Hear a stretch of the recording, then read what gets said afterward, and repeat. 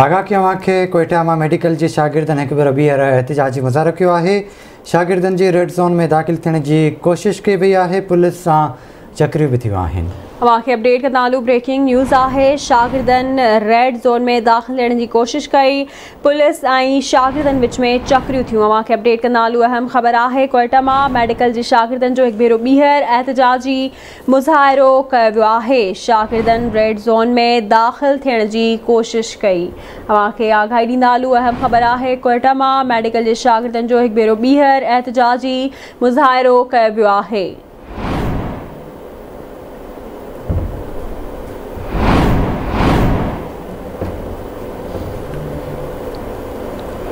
तफ़सील वठंदासीं कोयटा में आज़ाद बलोच का। आज़ाद आगाह कजो। अस्पताल से मेडिकल शागिर्दनि पारां पंहिंजे मुतालबनि लाइ मञत लाइ एहतजाजी मुज़ाहिरो कयो। जंहिं दौरान शागिर्दनि पारां रेड ज़ोन ॾांहुं वधण जी कोशिश कई त पुलिस ऐं शागिर्दनि जे विच में चक्रियूं थियूं आहिनि।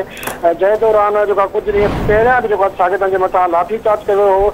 अॼु जेको आहे ॿीहर शागिर्दनि पारां पंहिंजे मुतालबा जी मञत लाइ रेड ज़ोन ॾांहुं वधण जी कोशिश कई त शागिर्दनि जे जेको आहे पुलिस जे विच में चक्रियूं थियूं आहिनि। जी विशारत। ठीक है आज़ाद, वॾी महिरबानी अवां जी तफ़सील खां आगाह करण लाइ।